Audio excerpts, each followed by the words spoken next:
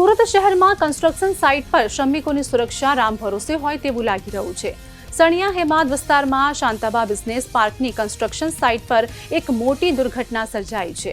અહીં 7મા માળે કામ કરી રહેલા એક મજૂરનું નીચે પટકાવાના કારણે ઘટના સ્થળે જ કરુણ મોત નીપજ્યું છે। આ ઘટનાના પગલે મૃતકના પરિવારજનોમાં ભારે રોષ જોવા મળી રહ્યો છે। અકસ્માતનો ભોગ બનનાર શ્રમિકનું નામ કિશોર ડામોર છે।